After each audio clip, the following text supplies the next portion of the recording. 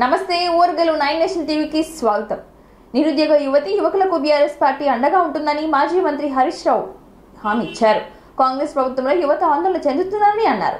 ఎన్నికల టైంలో ఇచ్చిన హామీల ప్రకారం ఏడాదికి 2 లక్షల ఉద్యోగాలు ఏమయ్యాయని ఈ సందర్భంగా ఆయన ప్రశ్నించారు. హైదరాబాద్లోని తెలంగాణ భవన్లో ఆయన మీడియాతో మాట్లాడుతూ ప్రతిపక్షంలో ఉన్నప్పుడు గ్రూప్ పోస్టులు పెంచాలని అడిగిన కాంగ్రెస్ ఇప్పుడు ప్రభుత్వంలో ఉండి ఎందుకు స్పందించడం లేదని హరీష్ రావు ప్రశ్నించారు. ప్రధాన ప్రతిపక్షంగా ప్రభుత్వాన్ని నిలదీయాలని అభ్యర్థులు తమ వద్దకు వచ్చి కోరారని అన్నారు. గ్రూప్స్ పరీక్షల మధ్య వ్యవధి ఉండాలని అభ్యర్థులు కోరుతున్నారని తెలిపారు. తద్వారా ఎంతో మంది ఎస్సీ, ఎస్టీ, బీసీ విద్యార్థులకు మేలు జరుగుతుందని చెప్పారు. గ్రూప్ 2లో అదనంగా 2000 పోస్టులు పెంచాలని హరీష్ రావు అన్నారు. పరీక్షల మధ్య 2 నెలల గ్యాప్ ఉండాలని చెప్పారు. 2 లక్షల ఉద్యోగాల భర్తీపై జాబ్ క్యాలెండర్ ఇవ్వాలని, హామీ మేరకు 25,000 టీచర్ పోస్టులు భర్తీ చేయాలని ఆయన డిమాండ్ చేశారు. అవకాశం ఇవ్వాల్సిందిగా కోరుతా ఉన్నాము. ఆ రోజేమో 1:100 ఇవ్వాలని యువతను రెచ్చగొట్టారు. మేము అధికారంలోకి రాగానే 1:100 అవకాశం ఇస్తామని చెప్పారు. ఈరోజు ఎందుకు ఇవ్వడం లేదు? ఎందుకు మాట తప్పుతున్నారు? నిరుద్యోగ యువతి యువకులకు సమాధానం చెప్పాలని చెప్పి మేము డిమాండ్ చేస్తున్నాం. రెండవది, ఈరోజు వాళ్ళు ఇంకొక బ్యాచ్ కూడా గ్రూప్ 2, గ్రూప్ 3 ఉద్యోగాలకు సంబంధించి కూడా బీఆర్ఎస్ పార్టీకి దరఖాస్తు ఇచ్చారు. ముఖ్యంగా దీంట్లో ఆ రోజు అశోక్ నగర్కి వెళ్ళి గ్రూప్ 2 ఉద్యోగాలు అప్పటి బీఆర్ఎస్ ప్రభుత్వం తక్కువగా నోటిఫై చేసింది. గ్రూప్ 3 ఉద్యోగాలు చాలా తక్కువగా నోటిఫై చేశారు. రాష్ట్రంలో చాలా ఖాళీలు ఉన్నాయి. మేము అధికారంలోకి వస్తే గ్రూప్ 2లో మరో 2,000 ఉద్యోగాలు అదనంగా కలిపి పరీక్ష పెడతామన్నారు. గ్రూప్ 3లో మరో 3,000 ఉద్యోగాలు అదనంగా కలిపి పరీక్షలు పెడతామని చెప్పి ఆ రోజు హామీ ఇచ్చారు. కానీ ఈరోజు పిల్లలు వెళ్ళి అడిగితే ఏమంటున్నారంటే ఇప్పుడేం అవకాశం లేదు, అన్ని పోస్టులు ఖాళీ లేవు అని మొహం చాటేస్తున్నారు. సార్, ఇవాళ ప్రధాన ప్రతిపక్షంగా మీరైనా ఈ ప్రభుత్వం మెడలు వంచండి, శాసనసభలో ప్రశ్నించండి అని చెప్పి ఆ నిరుద్యోగ యువత ఈరోజు మాకొచ్చి రిప్రజెంట్ చేయడం జరుగుతూ ఉంది. నేను అందువల్ల కాంగ్రెస్ ప్రభుత్వాన్ని డిమాండ్ చేస్తూ ఉన్నా, ఆ రోజు మీరు ఇచ్చిన హామీకి అనుగుణంగా గ్రూప్ 2కు మరో 2,000 ఉద్యోగాలు జోడించాలని, గ్రూప్ 3కి మరో 3,000 ఉద్యోగాలు జోడించి ఈ పరీక్ష నిర్వహించి నిరుద్యోగ యువతి యువకులకు ఇచ్చిన మాట నిలబెట్టుకోవాలని చెప్పి నేను కాంగ్రెస్ పార్టీని, ప్రభుత్వాన్ని డిమాండ్ చేస్తూ ఉన్నా. ఇక మూడవ అంశం, ఎగ్జామ్కు మధ్య కనీసం 2 నెలలు గ్యాప్ ఉండాలని గతంలో కాంగ్రెస్ పార్టీ డిమాండ్ చేసింది. ఈరోజు ఏమవుతుందంటే 17th జూలై నుంచి 31st జూలై వరకు నిరుద్యోగ యువత ఆత్మహత్య చేసుకున్నా మీకు కనికరం లేదా? బాండ్ పేపర్లు రాసిచ్చారు. ఆనాడు 25,000 ఖాళీలు ఉన్నాయని చెప్పిన మీరు ఇవాళ మెగా డిఎస్సిని 11,000కే ఎందుకు పరిమితం చేశారు? ఇప్పటికే ఇచ్చిన తేదీలు వాటిని మార్చి ఎగ్జామ్ టు ఎగ్జామ్ ఆ పిల్లలు చాలా బాధపడ్డారు. Public service commission chairman Mahender Reddy గారి దగ్గరికి వెళ్తే మరి మీ మీద నమ్మకం కొద్దీ వాళ్ళు కాంగ్రెస్ పార్టీకి మీరు ఓట్లు వేయించారు, ప్రచారం చేయించారు. మరి ఈరోజు ఆ బాధ్యత తీసుకోండి. ఆ రోజు నిరుద్యోగ యువతి యువకులకు మీరు ఇచ్చిన బాధ్యత ఈరోజు ఒకవేళ మీరు స్పందించకపోతే తప్పకుండా రాబోయే రోజుల్లో ఈ రాష్ట్రంలోని నిరుద్యోగ యువతి యువకుల మధ్య వాళ్ళ పక్షాన పెద్ద ఎత్తున ప్రజా పోరాటానికి కూడా శ్రీకారం చుడతాం. వాళ్ళకు న్యాయం జరిగేదాకా వాళ్ళకు వెన్నంటి ఉంటామని చెప్పి ఈ ప్రభుత్వాన్ని హెచ్చరిస్తూ ఉన్నాం. హన్మకొండ చౌరస్తాలో బంధన్ హాస్పిటల్ను ప్రారంభించారు మంత్రి సీతక్క. ఈ సందర్భంగా ఆమె మాట్లాడుతూ అత్యాధునిక పరికరాలతో ఈ హాస్పిటల్లో ప్రజలకు మెరుగైన చికిత్స అందించేందుకు మెరుగైన వసతులు కల్పించడం జరిగిందని ఆమె తెలిపారు. ప్రజలు సద్వినియోగం చేసుకొని హాస్పిటల్ యాజమాన్యం పేద ప్రజలకు కొంత వెసులుబాటు కల్పించి మంచి వైద్యం అందించాలని మంత్రి సీతక్క అన్నారు. ఈ కార్యక్రమంలో మంత్రి సీతక్క, పాలకుర్తి ఎమ్మెల్యే, కాంగ్రెస్ పార్టీ నాయకులు, కార్యకర్తలు తదితరులు పాల్గొన్నారు.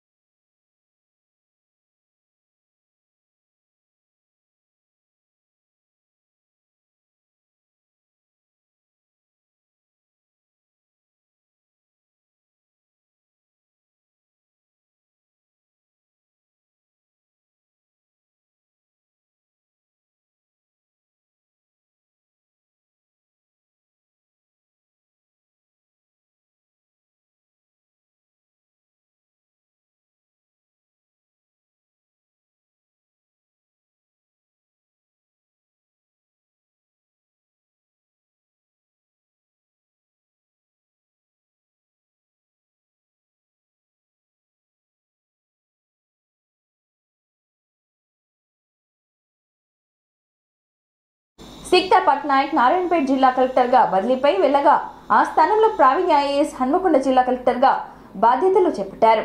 మధ్యాహ్నం 3 గంటలకు హన్మకొండ జిల్లా కలెక్టరేట్ సముదాయ భవనానికి చేరుకోగా జిల్లా అదనపు కలెక్టర్ రాధిక గుప్తా, వెంకటరెడ్డి, డిఆర్ఓ గణేష్ పుష్పగుచ్చాలతో స్వాగతం పలికారు.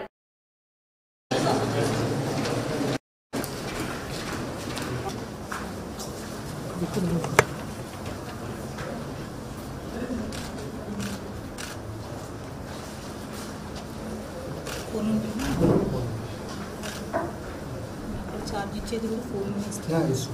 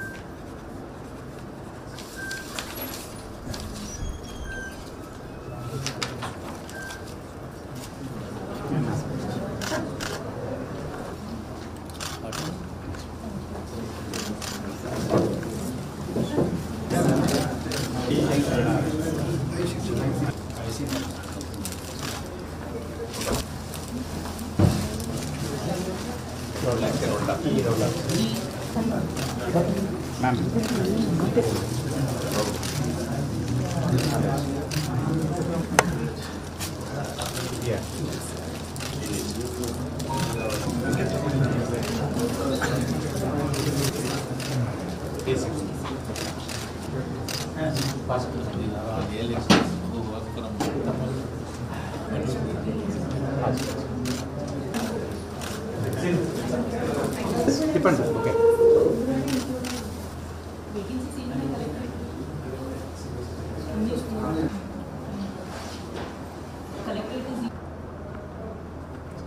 పశ్చిమ బెంగాల్ రైలు ప్రమాదంలో మృతుల సంఖ్య 15కు చేరింది. లోకో పైలట్తో సహా 15 మంది మృతి చెందారు. 60 మంది వరకు గాయాలయ్యాయి. ఉదయం 9 గంటలకు కాంచనజంగా ఎక్స్ప్రెస్ ని వెనుక నుంచి ఢీకొట్టింది గూడ్స్ రైలు. ఈ ప్రమాదంలో కాంచనజంగా ఎక్స్ప్రెస్ కు చెందిన 3 కోచ్లు తీవ్రంగా దెబ్బతిన్నాయి. త్రిపుర రాజధాని అగర్తల నుంచి పశ్చిమ బెంగాల్లోని షీల్డాకు కాంచనజంగా ఎక్స్ప్రెస్ వెళ్తోంది. రెడ్ సిగ్నల్ కారణంగా సిలిగురిలోని రంగపాని స్టేషన్ సమీపంలో దగ్గర ఎక్స్ప్రెస్ రైలు నిలిపివేశారు. ఇంతలోనే వెనుక నుంచి అదే ట్రాక్ పైన వచ్చిన గూడ్స్ రైలు కాంచనజంగా ఎక్స్ప్రెస్ ని ఢీ కొట్టింది. గూడ్స్ రైలు లోకో పైలట్ సిగ్నల్ పట్టించుకోకపోవడం వల్లే ఈ ప్రమాదం జరిగిందని రైల్వే అధికారులు ప్రాథమిక నిర్ధారణకు వచ్చారు. మరోవైపు రైలు ప్రమాదం పట్ల ప్రధాని నరేంద్ర మోడీ దిగ్భ్రాంతి వ్యక్తం చేశారు. మృతుల కుటుంబాలకు ఎక్స్గ్రేషియా ప్రకటించారు. మృతుల కుటుంబాలకు 2 లక్షలు, గాయపడ్డ వారికి 50,000 ప్రకటించారు. మృతుల కుటుంబాలకు మెరుగైన ఎక్స్గ్రేషియాను అందిస్తామని కేంద్ర మంత్రి అశ్విని వైష్ణవ్ తెలిపారు. మరణించిన వారి కుటుంబాలకు 10 లక్షలు, తీవ్రంగా గాయాలైన వారికి 2.5 లక్షల రూపాయలు చెల్లించినట్లు తెలిపారు.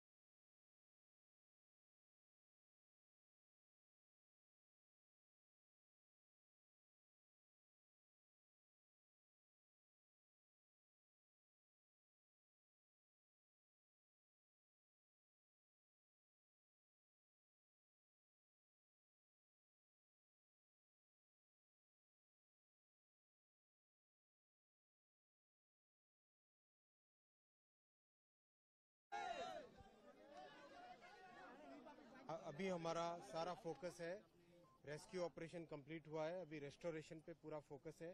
ये मेन लाइन है और किसी भी तरीके से ये पॉलिटिक्स का समय नहीं है। अभी सारा फोकस होना चाहिए रेस्क्यू और रेस्टोरेशन पे। पैसेंजर सेफ्टी के लिए बहुत बड़ा फोकस है, कंप्लीट फोकस है, जैसा आप स्वयं जानते भी हैं। मैं इसके बारे में बाद में डिटेल में चर्चा करूंगा। अभी मैं जरा पहले रेस्क्यू और रेस्टोरेशन ऑपरेशन का पूरा जायजा ले लूं और उसके बाद में पेशेंट से मिलने आ जाए, उसके बाद में ही कुछ पता चल पाएगा। उससे पहले कुछ भी कहना गलत होगा। ఆంధ్రప్రదేశ్ సీఎంగా 4వ బాధ్యతలు చేపట్టిన చంద్రబాబు పోలవరం ప్రాజెక్టుపై స్పెషల్ ఫోకస్ పెట్టారు. బాధ్యతలు చేపట్టిన మరుక్షణమే పోలవరంపై సమీక్ష నిర్వహించారు. సోమవారం మంత్రులు, ఎమ్మెల్యేలు, అధికారులతో కలిసి పోలవరాన్ని సందర్శించారు చంద్రబాబు. 2014 నుండి 19 వరకు బాబు హయాంలో లాగే ఇప్పుడు కూడా పోలవరాన్ని సందర్శించిన చంద్రబాబు ప్రాజెక్టు పనులను పరిశీలించారు. స్పిల్వే, కఫర్ డ్యాం, పవర్ హౌస్లను పరిశీలించిన చంద్రబాబు మీడియా సమావేశం ఏర్పాటు చేశారు. పోలవరం ప్రాజెక్టు పరిశీలనపై మీడియాతో మాట్లాడిన చంద్రబాబు కీలక వ్యాఖ్యలు చేశారు. డయాఫ్రమ్ వాల్ 35% డ్యామేజ్ అయిందని, గత ప్రభుత్వం డయాఫ్రమ్ వాల్ ను కాపాడుకోలేకపోయిందని అన్నారు. 550 కోట్ల రూపాయలతో 2 కఫర్ డ్యాంలను నిర్మించారని, కఫర్ డ్యాంల మధ్య గ్యాప్ ని పూడ్చలేకపోయారని అన్నారు.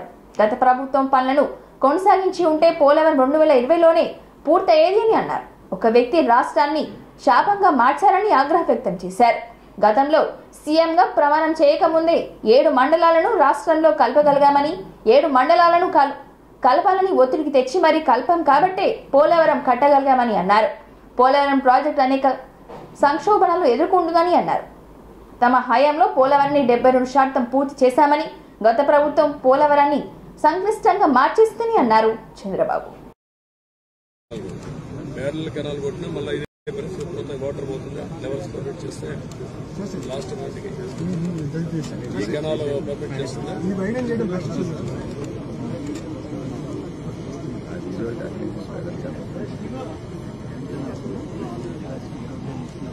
ఏ జనాలు జనరల్స్ గా మీరు అడిగి కెనాల్ యాక్చువల్గా అయితే వైడింగ్ చేయకుండా వైడెన్ చేద్దాం. వాటికి ఏదంటే వైడెన్ చేస్తే వాట్ ఇస్ ది కాస్ట్?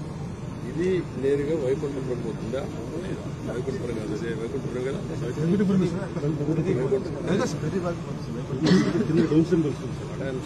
ఎక్కడ అప్రోప్రియేట్ ప్లేస్లో లెవెల్స్ స్టడీ చేస్తే అక్కడి నుంచి నేరుగా వైకుంఠపురం కూడా ప్యారలల్ కెనాల్ తీసుకెళ్ళిపోతాం. వైకుంఠపురంలో ప్యారలల్ కెనాల్ ఇక్కడి నుంచి సింగిల్ కెనాల్, దీని నుంచి లిఫ్ట్ చేయాలి.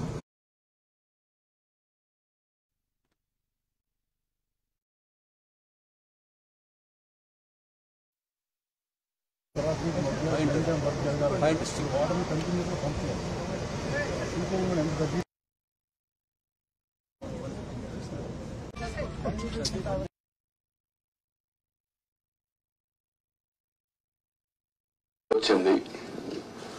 నేను మొట్టమొదటిసారిగా రిక్వెస్ట్, ఎందుకంటే నేను విజువలైజ్ చేశాను కాబట్టి 7 మండలాలు తెలంగాణలో ఉన్నాయి, కరువుకి ముంపు గురయ్యే మండలాలు. ఆ 7 మండలాలు కానీ మనకి ఇవ్వకపోతే 2 రాష్ట్రాలు జూన్ 2వ తారీఖు నోటిఫై అవుతాయి. నోటిఫై అయిన తర్వాత మళ్ళీ అసెంబ్లీ పోయి ఆ రాష్ట్రాలు ఒప్పుకుంటే తప్ప ఇది సాధ్యం కాదు. అందుకనే పట్టుబట్టి మీరు 7 మండలాలు ఇవ్వకపోతే నేను ప్రమాణ స్వీకారం కూడా చేయను, ఇంకా పోలవరం ప్రాజెక్ట్ కాదు అనే ఉద్దేశంతో నేను పట్టుబట్టి ఫస్ట్ కేబినెట్ చరిత్రలో NDA 2 అసెంబ్లీలో మామూలుగా మెంబర్లంతా కూడా ఓట్ తీసుకున్న తర్వాత రెగ్యులర్ బిజినెస్ స్టార్ట్ అవుతుంది. మినిస్టర్స్ ని స్వేరింగ్ ఇన్ చేసి ఎంపీ ఓట్ తీసుకొని రెగ్యులర్ బిజినెస్ స్టార్ట్ అవుతుంది. అలాంటిది ఇన్ని నానా అవస్థలు పడి ప్రాజెక్టు ఇప్పుడే కాదు, ఈ ప్రాజెక్టు కన్సీవ్ చేసి చూస్తే 1940లోనే కన్సీవ్ చేశారు బ్రిటిష్ వాళ్ళు. అప్పటి నుంచి ముందుకు వెనక్కి రావడం, అప్పుడు కూడా 300 TMC నుంచి 700 TMC ఇంకా హైట్ కూడా పెంచి కట్టాలని చెప్పి అనుకున్నారు.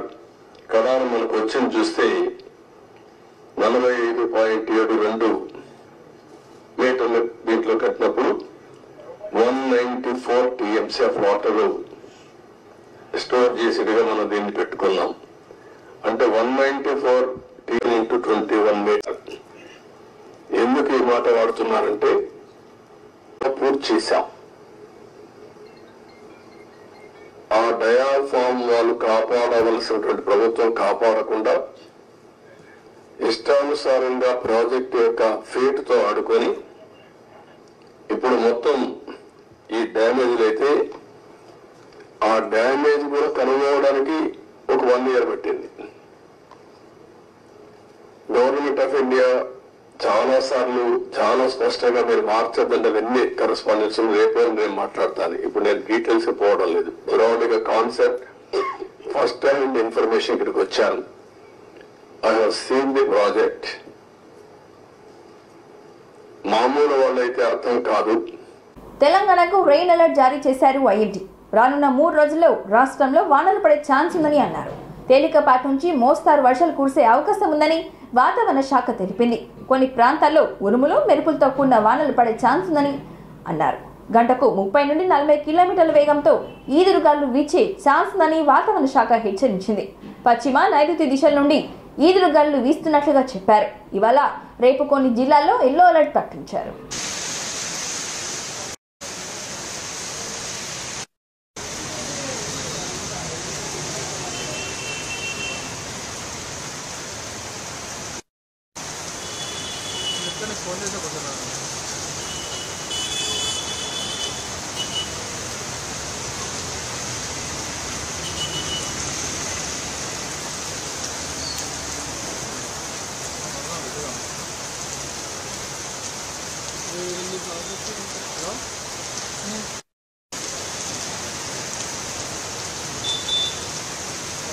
అప్పుడైతే ఎప్పుడు మాట్లాడమాట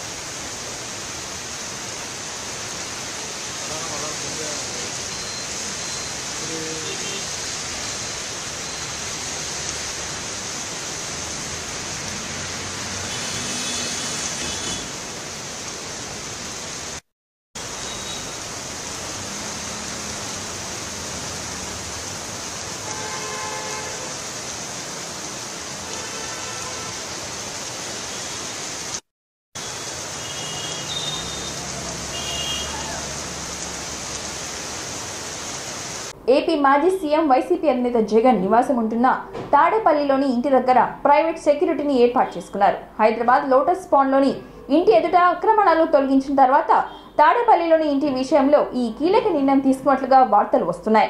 సీఎం హోదాలో ఇప్పటి వరకు హైదరాబాద్ లోటస్ పాండ్ ఇంటికి సైతం ఏపీ సర్కార్ సెక్యూరిటీ ఇచ్చింది. అదేవిధంగా తాడేపల్లిలోని తన క్యాంప్ ఆఫీసులో ఉన్న ఇంటికి కూడా ప్రభుత్వం సెక్యూరిటీ ఉండేది. జగన్ ఓడిపోయిన తర్వాత ఈ సెక్యూరిటీని తగ్గించింది. జగన్ ఇప్పుడు కేవలం ఎమ్మెల్యేగా మాత్రమే కావడం, ప్రతిపక్ష హోదా కూడా లేకపోవడంతో నిబంధనల ప్రకారం ఎమ్మెల్యేకు ఉండవలసిన భద్రతను మాత్రమే ఇస్తుంది ఏపీలోని టీడీపీ, జనసేన, బీజేపీ కూటమి ప్రభుత్వం. ఈ క్రమంలోనే తాడపల్లిలోని ఇంటి దగ్గర భద్రత కోసం ప్రైవేట్ ఏజెన్సీకి చెందిన 30 మంది సెక్యూరిటీ గార్డులను నియమించుకున్నట్లుగా సమాచారం. ఈ మేరకు ఉదయం ప్రైవేట్ సెక్యూరిటీ సిబ్బంది తాడపల్లిలోని జగన్ ఇంటిలోనికి వెళ్తున్న వీడియో వైరల్ అయింది. ఈ విషయాన్ని జాతీయ పత్రిక ప్రతినిధి ఎక్స్లో పోస్ట్ చేయడంతో వెలుగులోకి వచ్చింది.